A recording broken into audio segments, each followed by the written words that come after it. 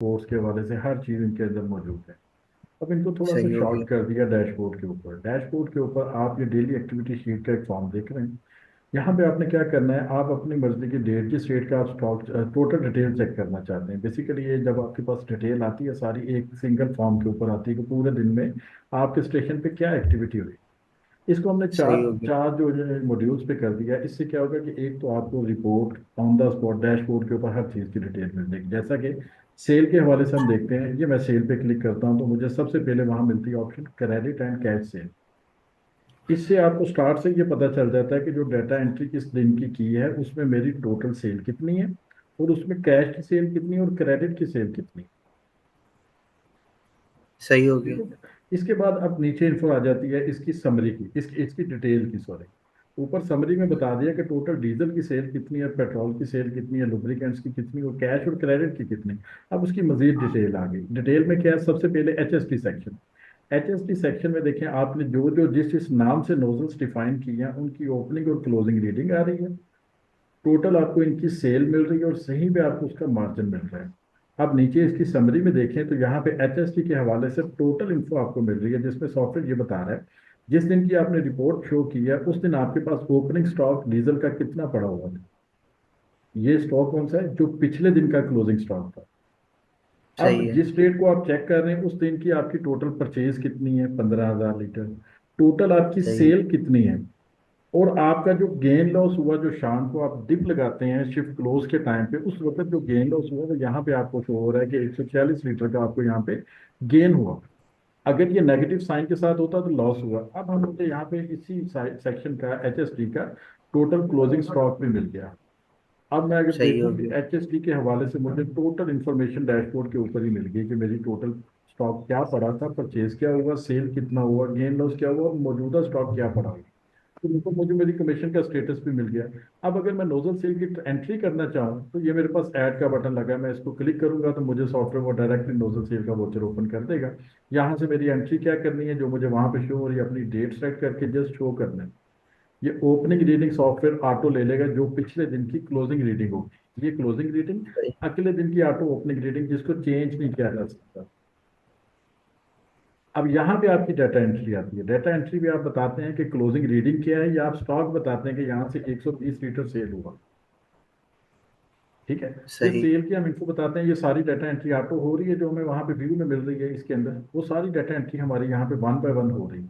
इसमें हमें सिर्फ करना ये होता है कि बाजों का ये रीडिंग के हिसाब से 120 लीटर की सेल हुई है, सॉफ्टवेयर से निकला है, लेकिन इसमें से मैंने 20 लीटर की जो है ना टेस्टिंग निकाली है जो वापस टैंक में डाल देते हैं। इससे क्या सही होता है है। कि जो आपकी कमीशन बनी है वो 120 लीटर की नहीं बनी, 100 लीटर की बनी, क्योंकि 100 लीटर सेल हुआ। इस बिल्कुल। तरह से आपको सारी इंफॉर्मेशन यहाँ पे टोटल पेट्रोल डीजल की एचओपीसी हर चीज़ की यहीं पे मिल जाती है। अब वो वापस रिपोर्ट में आते हैं, रिपोर्ट में आपको वो सारी इंफॉर्मेशन सम करके मिल रही है। डीजल की मिल रही है, फिर उसके बाद यहाँ पे पेट्रोल की मिल रही है, पेट्रोल का भी सारा स्टेटस हमें यहीं पे ऑन द स्पॉट पता चल गया। अब उस दिन में अगर हमारा लुब्रिकेंट सेल हुआ तो मुझे ल्यूब सेल की भी स्टेटस यहीं पे मिल गया कि मेरा लुब्रिकेंट कौन सी प्रोडक्ट कितनी सेल हुई है। ठीक हो गया। अब यहाँ पे जो नोजल सेल के थ्रू हुआ वहां पे क्रेडिट सेल भी है हमारी, जो उधार की सेल है। मुझे यहीं पे उधार की बिल्कुल। सेल का स्टेटस भी मिल गया कि कौन सी पार्टी की कौन सी गाड़ी क्या लेके गई, कितनी क्वांटिटी लेके और उसके पैसे कितने बनते थे। यहाँ पे मुझे ये टोटल इन्फॉर्मेशन देखेंगे, सारी क्रेडिट सेल की इन्फो यहीं पे मिल गई। अब अगर मैं क्रेडिट सेल की एंट्री डालना चाहूँ तो मैं यहाँ पे प्लस पे क्लिक करूंगा तो क्रेडिट सेल का वॉचर ओपन हो जाएगा, वहां पे मैं अपनी क्रेडिट सेल की ट्रांजेक्शन डालूँ।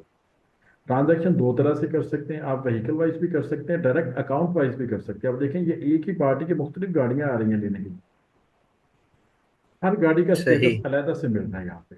टोटल क्रेडिट सेल भी सही। मुझे यहीं पे मिल गई। सबसे ऊपर टॉप पे क्या मिला हमें, टॉप पे मिली कैश सेल और क्रेडिट सेल। कैश सेल सारी की सारी जो हमने नोजल सेल से की, फिर क्रेडिट सेल की, ये सारी प्लस माइनस करके मेरी ये नेट सेल बन रही है। अब ये सारा सेल्स के सेक्शन में आपको हर चीज की इंफॉर्मेशन इसकी यहीं पे मिल गई। उसके बाद नेक्स्ट आ गया हमारे पास इन्वेंट्री सेक्शन। इन्वेंट्री सेक्शन सही। में ये एक रिपोर्ट है स्टॉक रजिस्टर, जिसमें आपको टोटल इन्फो मिलती है कि आपके डीजल का स्टॉक कितना था, कितने की डिप लगी है और इससे आपको गेन लॉस कितना हुआ, कितने परसेंटेज बन रहा है। अब अगर आप गेन लॉस की एंट्री डालना चाहें तो आप जस्ट ऐड पे क्लिक करें, वो गेन लॉस का वॉचर ओपन हो जाता है। इससे क्या होता है, आपने जस्ट अपनी डेट सेलेक्ट करनी है जिस दिन का गेन लॉस डाल रहे हैं, अपना टैंक सेलेक्ट करना और यहाँ पे एमएम बताना है कि इस डेट को इतने एमएम की डिप है, दैट्स इट। बाकी आपका जो उसका डिप चार्ट है वो सॉफ्टवेयर के अंदर वन टाइम ऐड होगा। वो आप डिफाइन करेंगे तो उसकी बेस पे आपको सारी इंफॉर्मेशन सॉफ्टवेयर की कैलकुलेशन करके देगा कि आपके पास इस डेट को ओपनिंग स्टॉक क्या पड़ा था, परचेज क्या है, सेल क्या है, बुक स्टॉक क्या है, और डिप स्टॉक जो एक्चुअल है हमारा इस डिप के हिसाब से वो कितना है और इसकी बेस पे गेन लॉस कितना मिल रहा है। अब डेली एक्टिविटी शीट में देखिए आपको वो सारी इंफॉर्मेशन सिंगल रो में मिल रही है डाटा एंट्री की बेस पे। ठीक है, अगर आप इसकी सही सही। रिपोर्ट देखना चाहें, स्टॉक का रजिस्टर देखना चाहें, आप रिपोर्ट पे क्लिक करें, इसकी रिपोर्ट जिस ड्यूरेशन की देखनी, एक दिन की, 2 दिन की, महीने की, आप अपनी मर्जी से वो टाइम सेट करके उसको ले सकते हैं। फिर इसमें आ जाता है सही। परचेज मैनेजमेंट का सेक्शन। परचेज मैनेजमेंट में दो ही चीजें, यहाँ पेट्रोल डीजल परचेज करते हैं या लुब्रिकेंट परचेज करते हैं। अब ये परचेज का स्टेटस मुझे हम देखेंगे तो सेल में तो मिल चुका है ना कि हमने 15,000 लीटर डीजल परचेज किया था। अब यहाँ पे मुझे परचेज में टोटल इन्फो मिल गई कि मैंने डीजल कितना परचेज किया, पेट्रोल कितना परचेज किया, और टोटल मेरी परचेजिंग कितनी हुई है। अगर लुब्रिकेंट की परचेज होती तो इसके साथ वो भी सेक्शन ऐड होता, नहीं है तो इसका मतलब इस दिन को लुब्रिकेंट की परचेज नहीं हुई थी। सही। अकाउंट्स मैनेजमेंट, अकाउंट्स में देखें सबसे पहले हमें टॉप पे जो इन्फो मिलती है वो कैश एंड बैंक का स्टेटस मिलता है कि हमारे सही पास हो गया कैश सर। ओपनिंग कितना पड़ा था कल वाला, डेबिट कितना हुआ, आज आया कितना है, और क्रेडिट कितना हुआ, मैंने आज पेमेंटें कितनी की, और मेरे पास क्लोजिंग कैश कितना बच गया। सही। इसी तरह से जो बैंक है, बैंक की भी डिटेल आपको इधर ही मिल जाती है। कैश और बैंक का स्टेटस आपको एक ही जगह पे मिल गया कि आपके पास कैश का ओपनिंग क्या था, आया कितना, गया कितना, और क्लोजिंग कितना पड़ा, ये सारी इंफॉर्मेशन आपको कैश एंड बैंक के स्टेटस में मिल गई। फिर इसके बाद आपने जो पेमेंटें की हैं वो क्या है, जिस दिन की आपने रिपोर्ट शो की है वहां पे ये पेमेंटें हैं। अब ये इसकी डाटा एंट्री भी साथ साथ ही है। मैं ऐड पे क्लिक करूँ, मुझे वो डायरेक्टली पेमेंट फॉर्म पे ले जाएगा कि आप जो भी एक्सपेंसेस कर रहे हैं, बैंक को पेमेंट्स कर रहे हैं, वो यहीं पे आप अकाउंट सेलेक्ट करें, उसकी अमाउंट मेंशन करें और ऐड कर दें। यहाँ पे आप डाटा एंट्री कर लें। ये डाटा एंट्री करना भी बहुत ईजी है इसमें कर लिया। फिर जो सही। पेमेंटें आपने की हैं उसमें आपके एक्सपेंसेस कौन कौन से हैं, ये एक्सपेंसेस की शीट भी अलग मिल जाती है ताकि आपको ये पता चले कि आज के इस टोटल एक्सपेंसेस आपके कितने हुए हैं।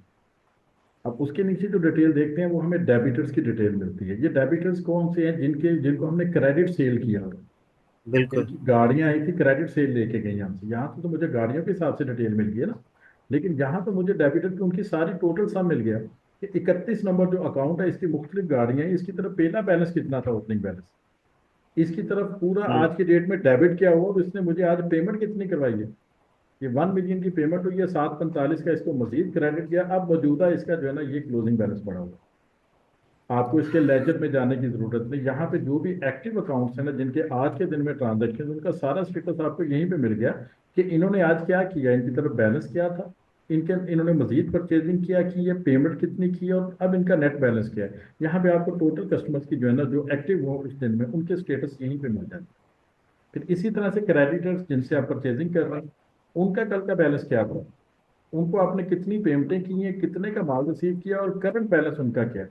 अब ये एक ही शीट के अंदर हमने ये 4 सेक्शन बना के आपके लिए इतना इजी कर दिया कि आपको डाटा एंट्री करना भी आसान, आपको हर तरह की रिपोर्ट भी यहीं से जनरेटेड मिल जाती है, और हर तरह का पूरे दिन का स्टेटस आपको मिल जाता है। आप इसके प्रिंट पे क्लिक करें, आपको यहाँ पे प्रिंट फॉर्मेट में भी वो हर इंफॉर्मेशन मिल जाएगी जो आपको एक सिस्टम के लिए चाहिए। अगर आप सिस्टम नहीं देख रहे तो आप सिर्फ अपने ऑपरेटर से ये एक रिपोर्ट मेंशन ले लें पीडीएफ में, ये क्लिक करें पीडीएफ में डाउनलोड कर देगा, आपको वो सेंड कर दे। इस एक रिपोर्ट से आपको वो सारी इंफॉर्मेशन मिल जाएगी कि पूरे दिन में हमारे सॉफ्टवेयर में क्या एक्टिविटीज हुई। हम्म। ठीक हो गया।